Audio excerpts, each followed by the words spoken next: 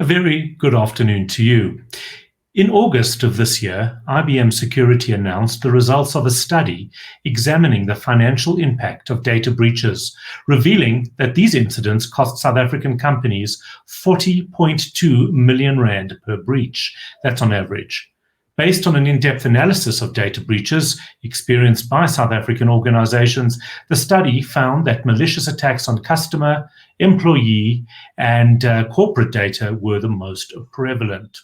That, in fact, accounted for 48% of incidents. As companies are increasingly accessing sensitive data via remote working and cloud-based business operations, the report shed light on the financial losses that organizations can suffer if this data is compromised. Consumer credit reporting company Experian South Africa, which was recently hit by a data breach, said it was actively pursuing both criminal and civil charges against the perpetrators. Good afternoon again. I'm Howard Feldman. I'm Head of Marketing and People at Synthesis Software Technologies. Welcome to today's webinar. We have a formidable panel today, and it gives me great pleasure to welcome Sandre Buchianeri, Ronnie Aptica, Anton Ossip, Matt Gaskell to our panel. What is absolutely incredible is the length everybody has gone. Oh, I think that somebody might need to see what the noise is in the background, but what is incredible is the length that everybody has gone through in order to be here. And Ossip, for example, is out in the bush somewhere. Ronnie Aptica has just become a father for the very first time this morning. He told us that provided his wife has the baby before the panel, the webinar starts, that he'd be able to join us. She has done so, which is very kind and considerate of her. And he is now a father of a new baby boy. So, Ronnie, congratulations to you. And Sandro, your time is incredibly tight. I really appreciate you being here. Matt, of course, took the extra time to put on a jacket, which I'm sure most of us appreciate greatly. All right, so getting right to it. Sandro, if we can just start with you. From an ABSA perspective, you've looked into this quite extensively, concerned about culture, integrating cybersecurity as part of a focus. It doesn't come without quite a bit of effort, does it? No, exactly. And thank you. Good afternoon. Thank you for the invite, Howard. No, so it definitely does it. So I think I want to touch on three specific areas, right? So it's the Exco board interaction that we typically, I keep getting asked about. How do you deal with your board and your Exco? The second one I want to touch on is the cultural aspect. And the third one, in light of our doom and gloom unemployment figures, is the skills gap and skills development in cyber specifically. So if I go back to the Exco and those board interactions, I think one of the key suggestions I would give is that build strong relationships with both. Very often I meet CISOs around the world, and they have this. They're apprehensive about interacting with the Exco, or they apprehensive about interacting with the board because of who they are.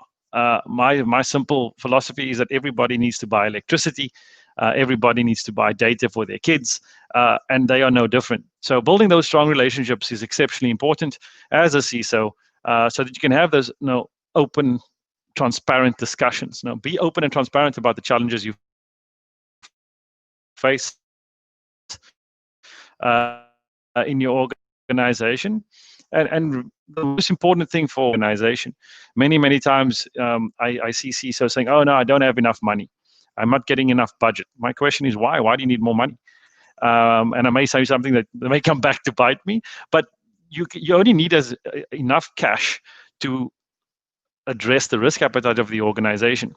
So otherwise, you're going to end up with this massive amount of tools and solutions and everything that you want to put into a given area, but then the business can't function, and the business is not profitable because you're costing the business an arm and a leg. So I think that's the key thing for me is finding the balance of risk versus reward in everything that we do, and that's how you then get over the line with your board and your Exco. Culture is the other big one for me. Taking a big organization like ABSA through this journey over the last 3 years, especially as we've gone through the separation program, this separation component specifically around how do you then embed a culture of security? Now, nobody wants to talk about security. It's boring, to be quite honest. I'm surprised we've got anybody listening to this conversation today. But the key thing for me is essentially explaining to somebody how security impacts their daily life. Right? Everybody does security, you're just not aware of it. One of the things that is key for me is the fact that when you left your home this morning, you made sure that you locked your doors, your windows were closed, you armed the alarm and all those things. If you parked at the shopping mall, you would have locked your car. In South Africa specifically, you would have pulled the door handle to make sure that the car is locked so there's no signal jamming. And you do those things inherently. It's not a chore for you. You're just doing it because that's the right thing to do. Now, if you can take the power of that and convert it into your cyber discussion, how people should make sure that they are keeping their passwords safe, not sharing their passwords, not sharing any more than they need to, then that will go a long way into helping build a secure and resilient culture within your organization, and much wider than that in the community. And then the last thing I'll quickly touch on is skills development. We keep talking about this massive gap in cyber globally. Now, ISC Square talked about a 4 million skills gap by the end of 2021. Our unemployment rate in South Africa has just shot through the roof to over 40%. If you look at our youth unemployment rate, that's at 55% for 18 to 24-year-olds. Now, these numbers are very daunting and very scary, but there is ways to get through it, and that's where I implore and encourage my fellow CISOs, to help with getting those kids interested in security, interested in technology and different STEAM subjects, so that we can then try and fill this gap. Now, I firmly believe that South Africa is perfectly poised to be the hub of all things 4IR and 5IR over the next 5 to 10 years. If you look at the African continent, we have the youngest population in the world. We have a 19.5 average age versus any one of our first world countries, which is their average age is 45. So in 10 years' time, when those countries, Italy, Japan, Spain, etc., are going into the twilight of their career, our young population is going into the pretty much the epicenter of everything that will be digital in 10 years' time. So what we've done is we've set up a cybersecurity academy where we take marginalized youth through a program of cybersecurity, giving them, anybody can go for cybersecurity training. You can go into Udemy, you can go to Coursera, etc., to do these training courses. But I think the difference is we bring that consciousness-based education into it as well, which tries to fix the whole human, which I think some programs definitely miss out on, because you can't learn if you have post-traumatic stress disorder, which most of these kids have, and especially across our continent. And that's how we're trying to plug the wider skills gap. I think I'll end off with, if you look at the South African market, we have 11 official languages. We have a very high English rate. From a first language perspective, we are perfectly suited for the hub of all BPOs globally. Now, why go into India? Why go into the Philippines? Why go to Eastern Bloc of Europe? Why not come to South Africa to then get your fix for those kind of skill sets? That's what AWS is doing right now. And if you can get Microsoft and Symantec and all these big vendors to come into South Africa, that helps with our unemployment problem, funds right back into tax and all those kind of things. But again, it starts with the individuals who's willing to make a difference. So if you know a kid that wants to get involved into security or anything, sponsor the AWS training. It's not that expensive. It's a cloud guru. It's cost about $100 or something to that effect, and I'm sure that most of us can afford that are working. So that's essentially my 3 areas that I'm focusing on in a nutshell. And I will hand over back to you, and happy to take questions if you guys have any. Yeah. So are you saying really that from a CISO perspective, that this is cybersecurity is actually often seen rather as a grudge purchase, rather than part of a culture, training, area of potential expertise, area to solve unemployment, etc.? And if so, how do we shift that? I think it's a mindset shift, right? Everybody keeps talking about an individual strategy for everything. You've got a business strategy, you've got a cybersecurity strategy, you've got a tech strategy, etc. Your tech strategies, your cybersecurity strategy should be an enablement function. It should enable those business strategies holistically. It shouldn't be 2 separate things. And that way, it goes a long way in helping us solve this particular problem around the skills gap. I'm actually going to bring in Ronnie Aptica, as a founder of Internet Solutions. Ronnie, I'm interested in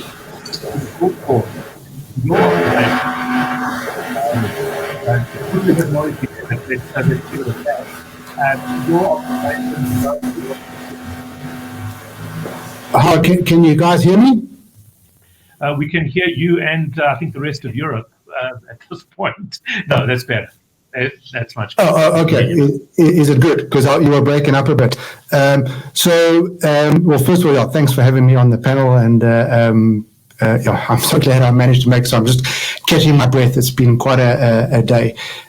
So I was involved for quite some time in trying to roll out into the IS client base and some of the Dimension data clients what we call like IS breach detection, which is an interesting conversation because most people, if you talk to, like my mother, for example, about theft or crime, she will relate it to somebody stealing money out of her bank account. And she's had a couple of frauds on her credit card, and that is her understanding of crime, or say online crime.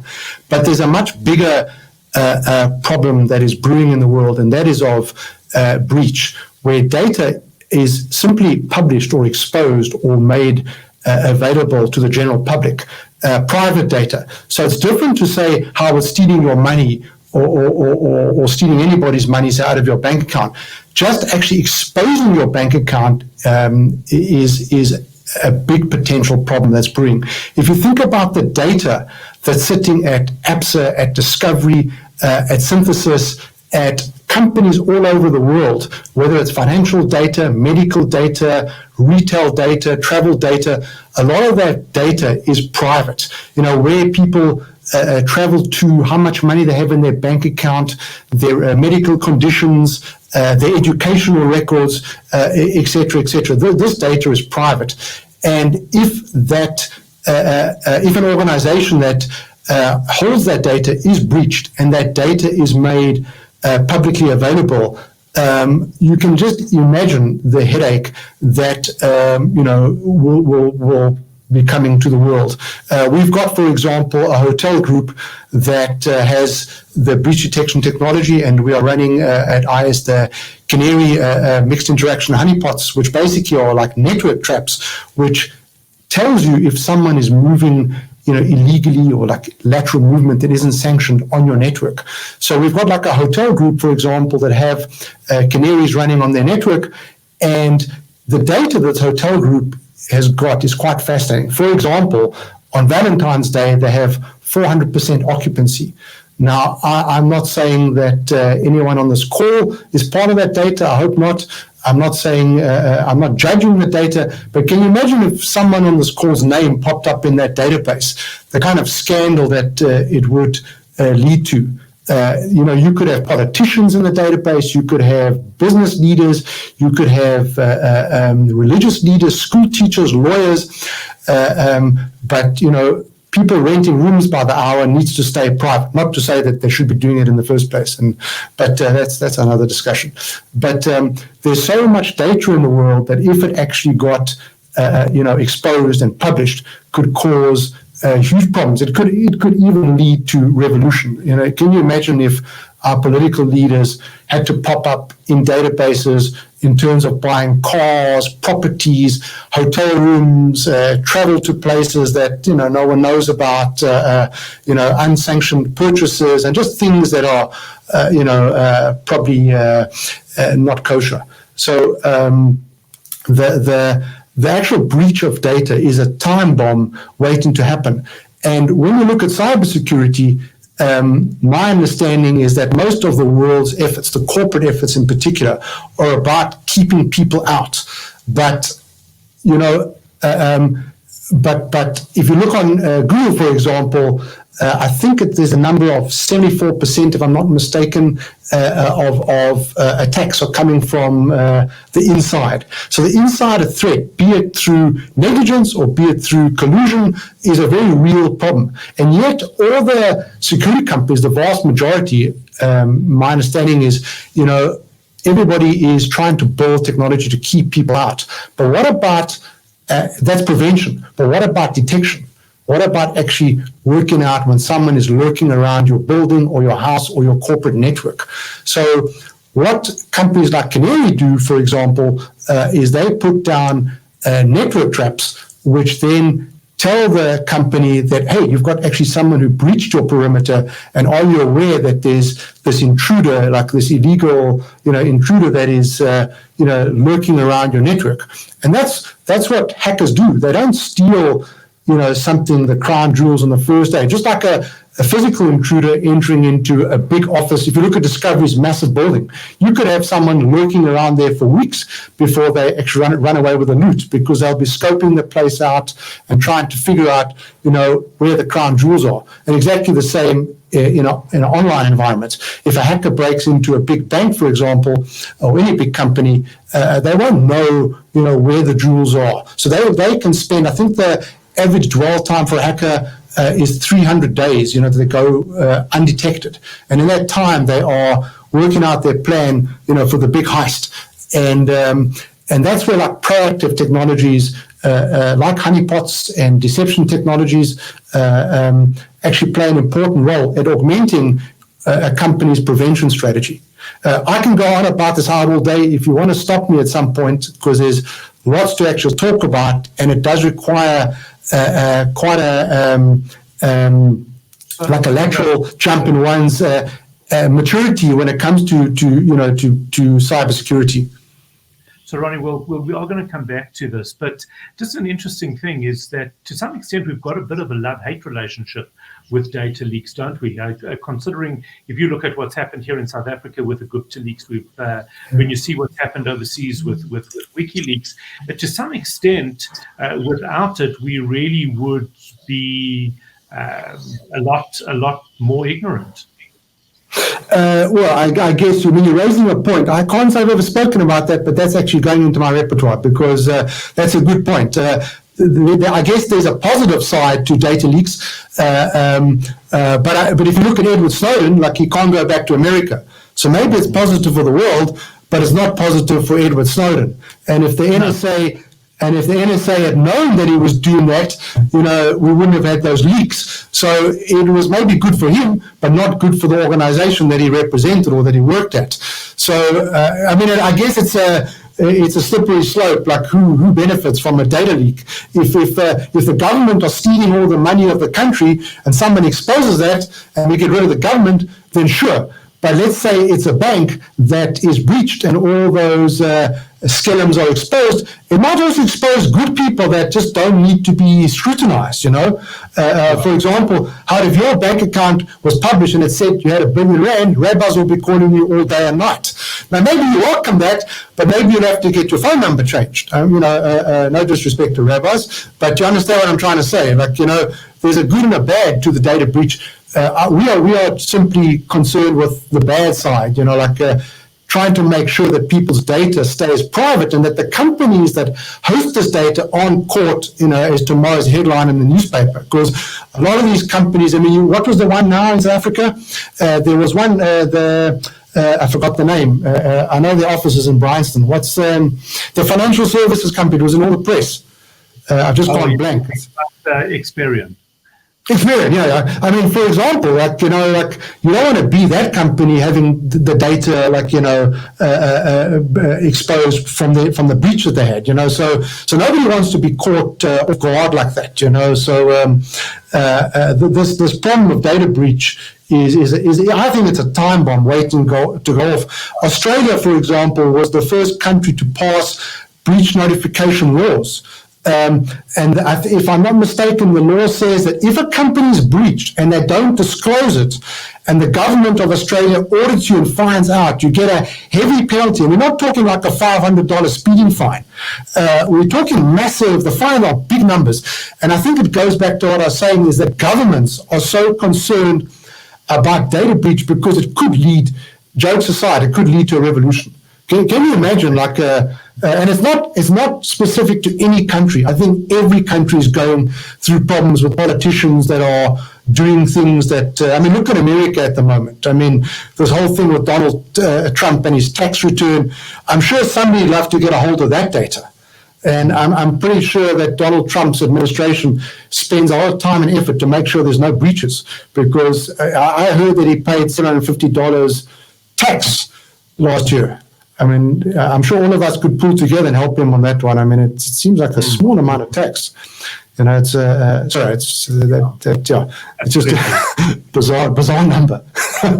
We know that, Ronnie, we're going to come back to you in just a moment. We know that this is something that, as you say, the potential. You've used the word time bomb. I think that's a very good. It sounds dramatic, but I'm actually not sure that it really is. Somebody that obviously has been dealing with this on from a company perspective is Anton Osip. He is involved, of course, with Discovery. He's the CEO of Discovery Insure. Anton, this is obviously now becoming, whereas a couple of years ago, I wouldn't even imagine that this was something that people would need on their portfolio and for their cover. Now, this is something I would imagine that is very, very relevant. What does it look like? What are our responsibilities? What are the concerns around this? So give us an overview from Discovery or from your perspective. Howard, that's absolutely right. I think you've covered the kind of the growing, number of incidents that are out there, the amount of costs. South Africa's in the top 10 in terms of the cyber exposure index, meaning we're one of the countries most exposed to this risk. If you look at the data that's out there that's sitting on, illicit sort of web, spaces, the dark web, etc., definitely is a growing concern. And, Ronnie spoke earlier about how big companies address it from an IT perspective. He spoke about canaries that are on the network looking for strange activity. But the reality is that this risk is a risk that applies to everyone, from individuals to small companies to big companies. And up to now, it's really been the bigger companies that have been concerned. It's the banks, it's the big financial services companies that are spending, millions and millions on trying to make sure that the system any kind of breach of security against those systems, both from the inside and from the outside. But what I wanted to talk about is really that this risk is something that should be worrying small companies as well. And any company that's connected to the internet that has a client base that could be exposed, it could be embarrassing to the company, it could be devastating, it could be the end of the company if that client base was exposed. It could be a manufacturing business that relies on automated processes. And if those processes can't operate, the business can't operate. Quite simply, the business will stop producing. You look at a doctor, you look at a lawyer with a client base. If that client base and confidential information about that client base was put out on the web, that could have devastating effects. So small companies are starting to take this more seriously, slowly, because there haven't been a lot of attacks that have been publicly known, although there are a lot of attacks that are just not publicly put out there. So insurance against these type of attacks is becoming something that's more prevalent. In the past, companies would worry about the risk of the business burning down, or the delivery vehicle having an accident. Those were the worries of kind of, that businesses had. But the worries have increased. And now it's about the intellectual property and how to protect that. It's how to protect the IT systems. And therefore, cyber insurance, we definitely believe has a significant role to play in insurance portfolios going forward, from the smaller companies right up to the bigger companies. Maybe just to kind of mention that, we've developed effectively as part of our offering for small businesses, right down to a small restaurant, cyber insurance that can be either purchased, or for many companies it's available for free, up to a certain limit, so that companies can be protected against those breaches. And should something go wrong, there's money available to deal with the reputational fallout. Whether that's appointing a PR firm that can help deal with the reputational fallout, or an IT firm that can help in closing the gaps. We partner with a company called AVS that deals exactly with that. How to stop it, make sure that that no further damage is done after a cyber breach, and make sure that there's money available to restore the data, because the costs involved to restore the data are tremendous. So there's a huge need for insurance. Howard, I don't know if there's time, if you want me to kind of just educate the listener just about the types of cyber insurance that's out there. Absolutely. Do that now, because then when we come back, it's going to be different type of questions. So absolutely, tell us about the different options. Sure. So quite simply, there's probably three main sections of cyber insurance that companies should know about. The one is first-party risk cover. So that covers the company itself if the company is harmed by a cyber attack. So the cost to investigate where the breach took place from, and hopefully find the perpetrators. Negotiate, pretend a ransom, which is a kind of a terrible thing to even think about, but unfortunately that's the reality. In some of these recent attacks, the data has been encrypted and held to ransom, so that unless you pay X number of bitcoins, you don't get your data back, and therefore your business doesn't start again. So first prize, you want to obviously find who's behind it, and you want to stop the attack or find a way around the attack without paying any ransom money away. Then there's what we call third-party cover, or third-party risk cover.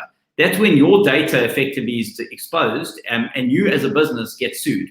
So some of those examples Ronnie mentioned, I remember there was one in the US, where some embarrassing information was exposed, and that company could have been sued, or probably was sued by their client base for having the information put out there. So that's the legal liability cover that you can get for being sued against your data being effectively used against you, and that. And then the third one to mention is business interruption cover. So businesses generally take out business interruption cover, so that if the business can't operate It may be because of a fire. It may be because of a power outage or something else that's causing the business not to operate. Cyber insurance can be extended as well, so that if the business doesn't operate for a week or a month or even longer, you can buy effectively loss of profits cover for as a result of that cyber breach. So effectively, those are the three different types of cover. There are other variations as well.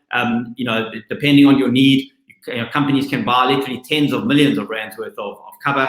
Personally, we offer up to 25 million rands worth of cover for cyber breaches. A critical part of every portfolio should include cyber cover. Just like you wouldn't drive your car on the road without car insurance, you wouldn't run a factory without fire insurance. You wouldn't operate a client base without cyber insurance.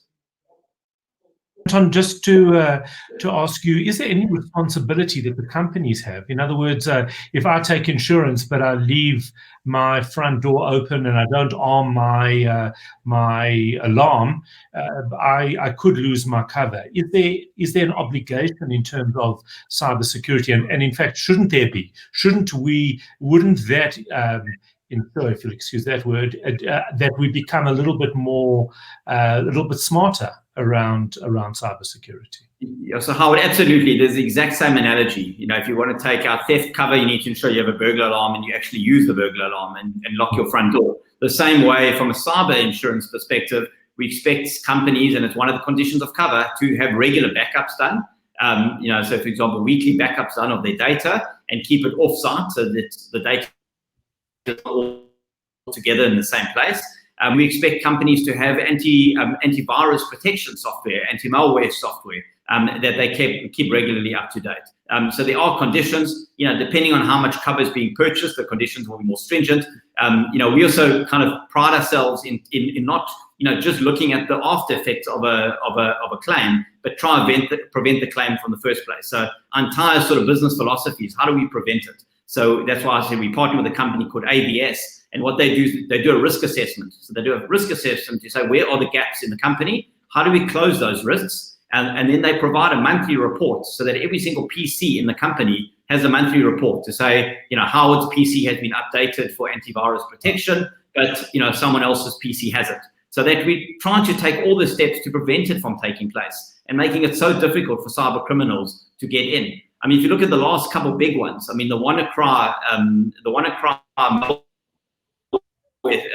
virus that stationed to 200,000 Windows PCs. It was because there was a number of Windows PCs that hadn't updated their version. So they were running on an old version of the Windows system, and they hadn't been updated with the patches, and therefore they were vulnerable. As soon as they knew about it, obviously they took action, they updated it, but it was too late. It affected people in 150 different countries. Or the pettier one, or the not pettier one, $10 billion of exposure that companies had. It's even online. You can see a number of companies, from big companies, governments, to small companies that were affected by those cyber breaches. Let's not forget all the runners that were devastated by the fact that their runs and they weren't being logged, which meant that they couldn't show off to their friends how fast they had gone. So the impact actually is tremendous. It's on every aspect of our lives potentially. Yeah, I think some people were happy that their run times weren't exposed. I'm probably one of those, but either way, a problem. All right.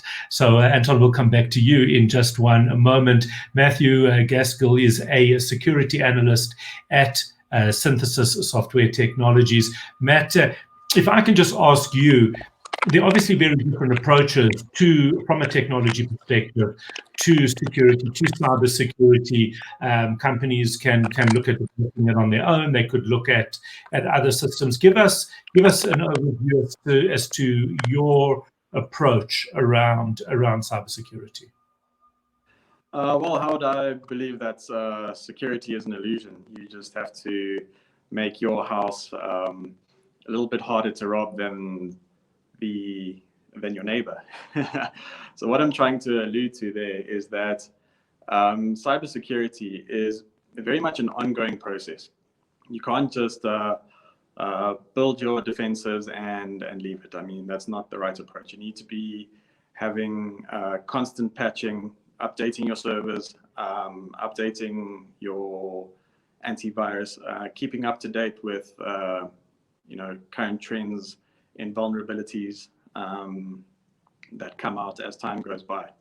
And it's very important not only to apply that both at an infrastructure layer or at a system layer, but within your practices as well. So if you're managing IT systems or developing IT systems, it's very important to stay ahead of the curve. Constant monitoring of your systems, constant monitoring of breaches that happen. It's very key to keep going. Everybody, Jared, if I can just ask you to bring everybody back, we can. So, Sandra, I want to ask you this question: let's make sure that, and Ronnie, if you just ask you to put yourself on mute because there's some background noise there, and that will help us as well. Sandra, what is your thoughts? And one of our listeners is asking that exact question. What are your thoughts around actually paying ransom? If assuming that something were to happen, maybe at the bank, at ABSA, or another environment, maybe a smaller environment where it's absolutely critical to get up and running, because the company might not be able to survive being down.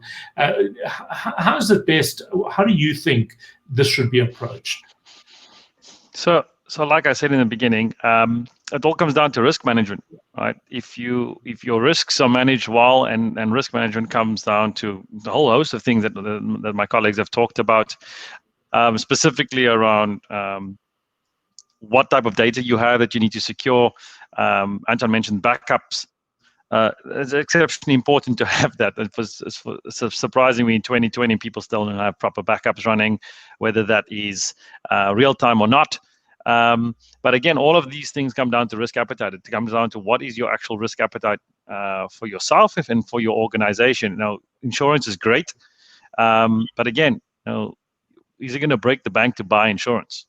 Is it going to break the bank to buy endpoint detection and response technology? Is it going to break the bank to buy, Canary or any one of the honeypot type solutions out there? So it all comes down to what that risk appetite is for you as an organization, and what will put you out of business.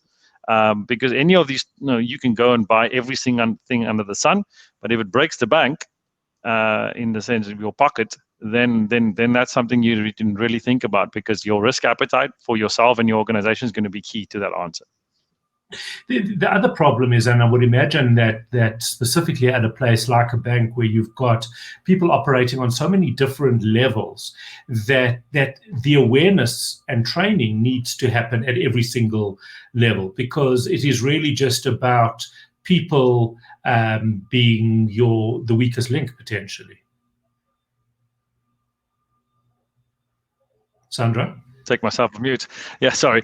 100%. So I think, and that's why you're right. You run crisis simulations, at least on a quarterly basis, whether it be with your exco and your board, or with your relevant teams. How do you actually respond in a given situation? I know Ronnie talked about dwell time. Dwell time is how I measure pretty much everything. It used to be 300 hours. It's now come down to 300 days. It's come down to 55 days. And that's essentially where we try and measure the time attacker gets into your network to the time that you actually detect them.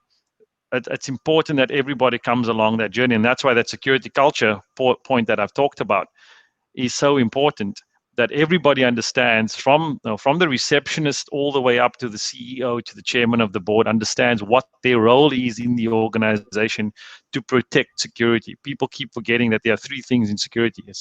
It's technology, it's process, and it's people. And we normally typically get the technology and the process components right most of the time. It's the people component that we fall down on. Whether they click on very innocently on an email that appeared, they say, hey, you've won 200,000 Rand or whatever, can you click here? You'll be surprised how many people click on those phishing emails. It's addressing those human flaws that will help us in the long run. Anton, if I can just ask you, are you seeing, or what are you seeing in terms of growth in this in the space, in terms of claims and in terms of people being compromised? So certainly a lot of growth in interest. We haven't seen in our client base a huge amount of claim activity yet. We focus on the smaller and medium-sized company, not the large corporates. And in that segment, we haven't seen a lot of claims activity yet, but definitely it's going to happen. This is a new class of insurance. It's only been, our exposure to it's only been about 18 months to 2 years. So pretty early days. But it's a matter of time before we get sort of instances of a smaller company having their client base exposed, and then them kind of being held to ransom in terms of what they need to do to get their client base back and up and running. So early days from that perspective. So would and in fact one of our listeners have asked this question: would a policy cover paying of ransom? It would cover it up to a limit. So depending on how much cover is purchased, so it would cover the process of it, and it would cover the ransom itself. It would also cover, fines, regulatory fines from a POPI perspective. I meant to mention that earlier because that's obviously the legislation that's coming into effect here. That will hold companies liable if if data is leaked from their organization. So all that is covered under cyber insurance policy. Ronnie, just to ask you this, we know that data breaches are often around financial gain, but we've also seen it just being malicious. What are you seeing globally in terms of a breakdown between these types of the motivation for these data breaches and for these attacks? Ronnie, you're on mute. Ronnie, if you can. There we go. Oh, can you hear me? Okay. Sorry. You can hear me? Yes. Now we can't. Ronnie, you've just put yourself on mute. If you can unmute, we could hear you. There we go. Okay. I don't know what is going on with this thing.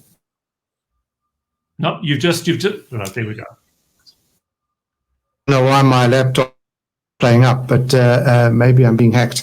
But jokes aside, how I was saying, and also is the volume better? Because I got a ping to say it was too loud, so I hope it's a little bit better. My insight there was probably as much as the rest of the panel. I mean, you do get these groups like Anonymous, for example, and people that hack simply to right the wrongs of the world, and that's another concern. So I don't have any great insight to share on, what are people's motives and some of the non-financial drives in terms of exposing data, like Anonymous, for example, or Edward Snowden. But I would like to pick up on something that you mentioned. How you said people are the weakest link, and I'm sure Sandra knows this all too well. In fact, I'm sure everyone on the panel knows this. But you can apply all the technology in the world at a company or an organization, and it doesn't really matter how good the tech is and how well implemented it is, because one user on a network can click on a phishing link or install a flash drive that hasn't been scanned or checked, and suddenly there's a vulnerability. So people are absolutely the weakest link in the chain when it comes to a community, an organization, a company. And we need to be spending a lot more time on educating, company users on the do's and don'ts of security. Like, don't just stick in a flash drive that you pick up in the parking lot, like the famous Stuxnet story. Don't just click on phishing links. And companies spend, a lot of time and resources on phishing simulations and on, user testing, because it does really boil down to what you said. And I think it's a key takeaway for anyone in the corporate space that's tuned into the webinar. And I'm sure everybody knows it, but we're not spending nearly enough time and effort in educating the users of our networks on the dangers. And it is about people and being the weakest link. And to the point I said in the beginning, that most breaches are a result of the insider threat. So even though companies can spend a lot of time, money, effort on securing the perimeter and preventing, the bad guys from coming in, the vast majority of cases where there is a breach, it's coming from the inside. Sometimes, through collusion. Sometimes, I imagine most times through negligence and just people falling victim to like spear phishing and just, being singled out. And this is something that requires like a lot more attention. Going back to that point you made about the weakest link and about the insider threat. Absolutely. So, Matt, if I can just ask you, what are the most common vulnerabilities? What are you seeing? That's a very important question, actually, Howard. As time has gone by, we've seen that phishing attacks have increased, along with ransomware attacks, and these are very critical in terms of how we approach applying security. It's very important to understand where our weaknesses lie, where our vulnerabilities lie, and it essentially defines how we, approach those preventative measures. Like Sandro said, people are, a very important aspect, and it's very key to protect ourselves. Phishing attacks and emails and clicking on links asking you to log into banking and your Take-A-Lot account. You can expose yourself quite a bit, as well as the organization that you work in. One misclick and you're straight into you downloading a virus that can spread faster than WannaCry.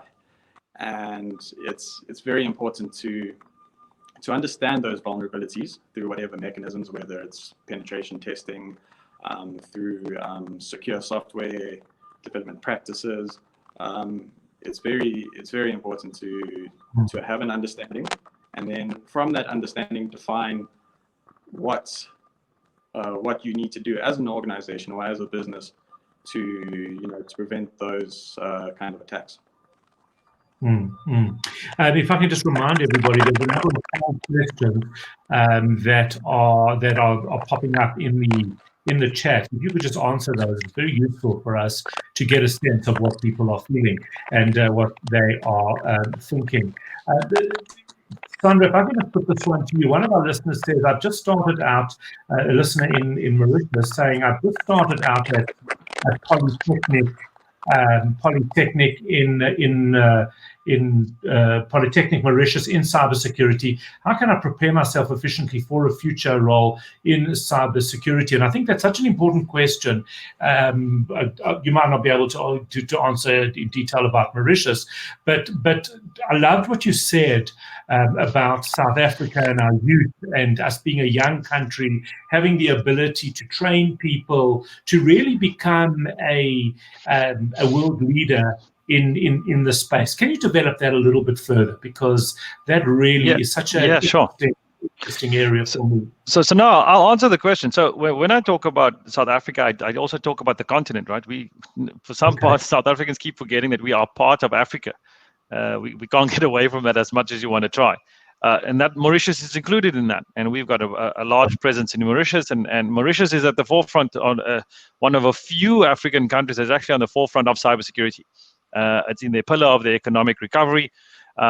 They give great rebates if you want to set up a company there, and all, from a cyber perspective, etc. So, no, to answer the gentleman's question, I think it's the person's question. I would focus on where the world is going, right? Containerization, cloud specifically. Focusing your security skills on that pathway will set you up for life. Simply because that's where the companies are going. You need to also remember that for most businesses around the world, cybersecurity, as you mentioned, is a massive cost to them. You need to show to them what value you bring to the table, and how you're going to change that. I want to see just to elaborate a little bit about the academy and my vision for it and why it was set up. It was set up to give people who has no opportunity.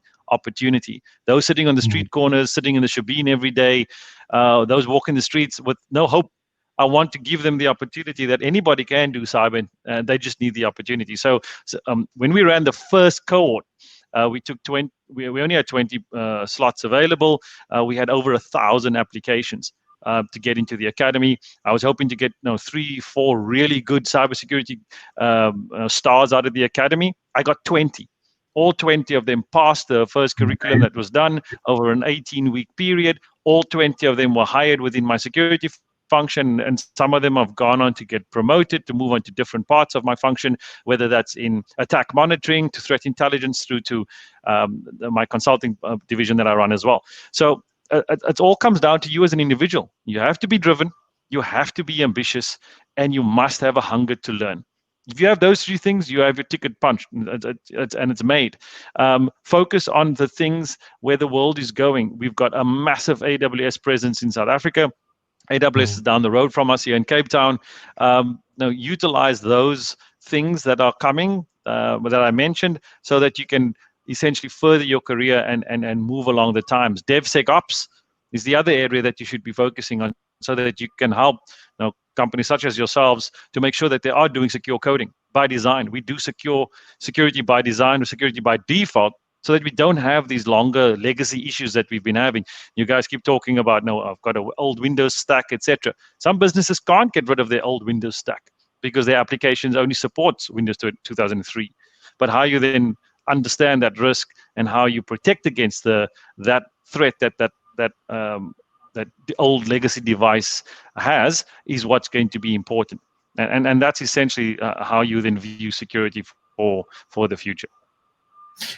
Is there a big uptake on this, Sandro? I mean, are you seeing a level of interest, or is there still work to be done to engage people further?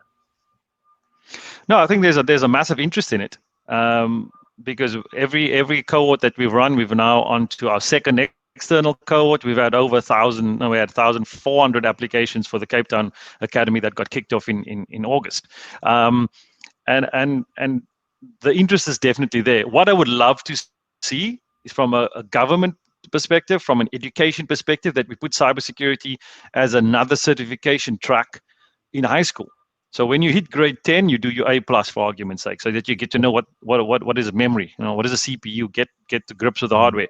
In the second year, you do your Network Plus and your Security Plus certification. And in your third year, you then do a certification that will give you some formal qualification, whether that's CEH or OSCP or AWS or something along those lines. So that when you come out of high school, remember, in South Africa, not everybody can afford to go to university. I said this not too long ago, and I got into trouble for it because of the way that people understood it. I said that you don't have to go to university, right? University is exceptionally important, but not everybody in South Africa can afford to go to university. Unless you're going to become a doctor or a lawyer or chartered accountant, etc., you can't afford to go to university. So go do AWS certification training, for argument's sake. Now, after that period of study, etc., you are pretty much entry level, and you'll be snapped up in a heartbeat. And remember, if you get into technology, into cybersecurity, into secure coding and all those things, you can punch your ticket to anywhere on the planet. Not that the grass is greener on the other side. I've been away for a long time. I came back. But that's the opportunity that we have. But we need to start taking it further down into grassroots level, and not worry with people that's been sitting at home for 2 years already, even so, some instances with degrees, and can't find work. So yeah, we can talk about this for hours, but I know we're running out of time. Absolutely. Baruch says that we were hit with ransomware in 2016. We've been told how lucky we were, as we weren't down for very long. We managed to contain it. We put strict rules in place, but 4 years later, it's still a stress. Staff often don't appreciate the severity of it and constantly challenge the rules. So that is something, in fact, that Ronnie, you were referring to a little bit earlier, about staff. Why do you think that is, and why do you think, Ronnie, that we are seeing this increase in attacks around the world?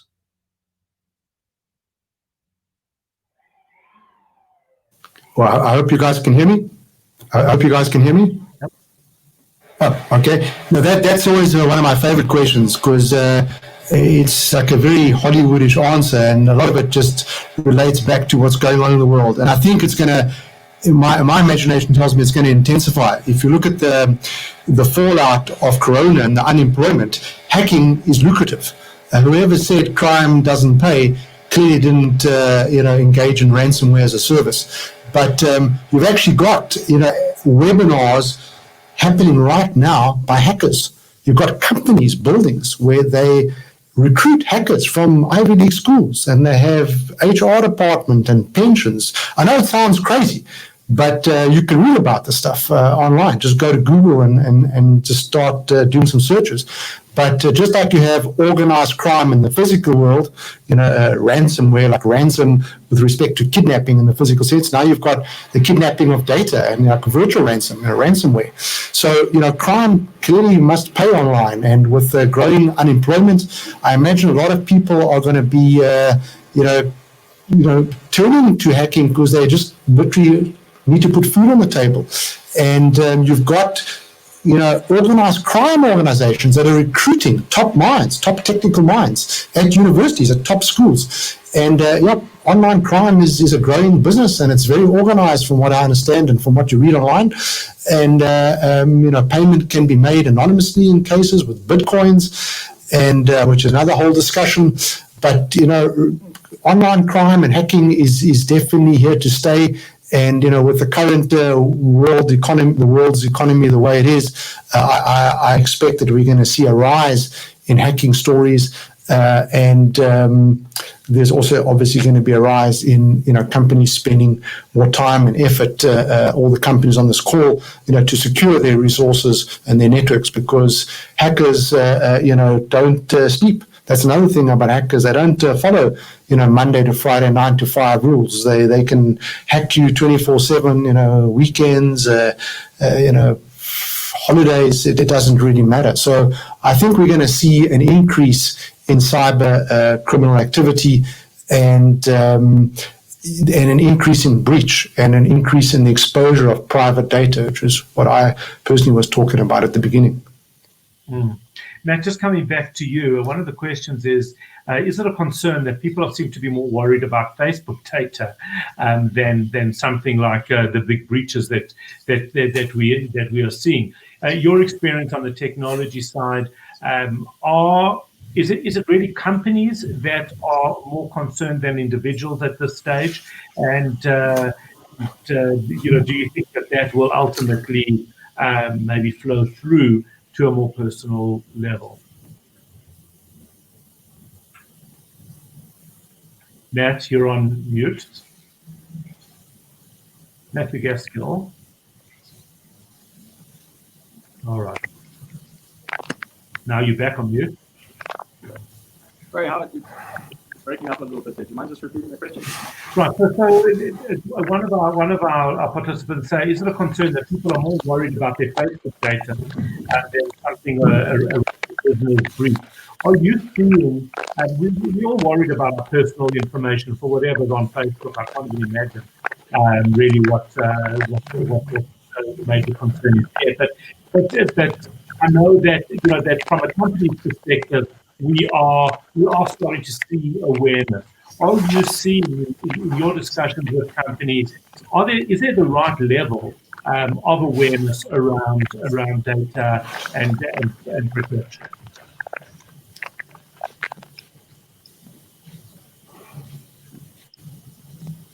Yeah, it's tough because your personal information and it getting out there help hackers gain access. Matt, it's actually very hard to hear you. I'm actually going to stop you there and ask Anton that question.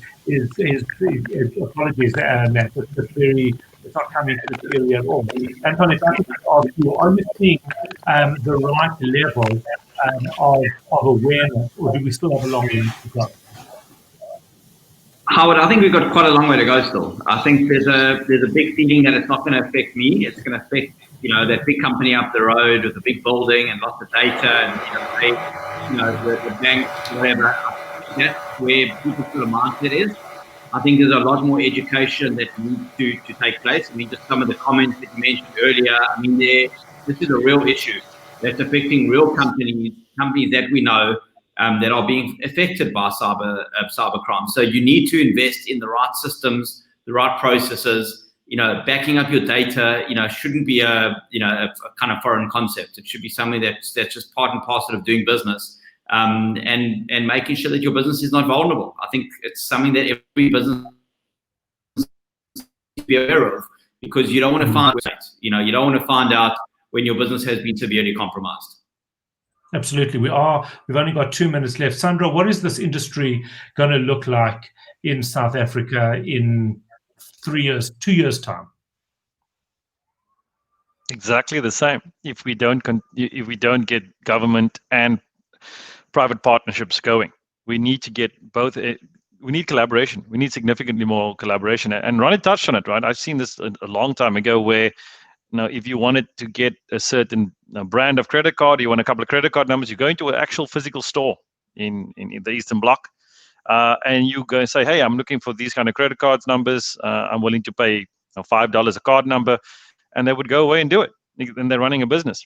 And I always make this example. I said, when you look at the way we operate in the security world, there is red tape upon red tape upon red tape, bureaucracy on top of bureaucracy. In the dark web, on the other side of the scale, it's completely different. It's how much money am I going to get at the end of it? That's all I care about. I don't care about all the red tape or anything like it. Ask for permission for this, that, and the other. Now, not saying that any of those things are a bad thing. Governance is exceptionally important. But we need to collaborate a whole lot better than we have been doing over the past 10, 15 years. Because if we don't, then we stand no chance, and this problem's only going to get worse. Absolutely right. Unfortunately, it is just about to go 5 o'clock. This is where we do have to leave it. Sandro, Anton, Ronnie, Matt, thank you for your incredible participation. Very, very interesting conversation. Lots more questions that unfortunately we didn't have the time to get to. We will forward those questions on to the people that they were aimed at, and try and get you some answers. I do hope you enjoyed. Please make sure to keep an eye out for some of our webinars. For our next webinar, we host these around about at least one a month, and we try and bring you conversations that are important to have. I'm Howard Feldman. This has been the Synthesis webinar. Thank you for your time. Thank you for participating. See you soon.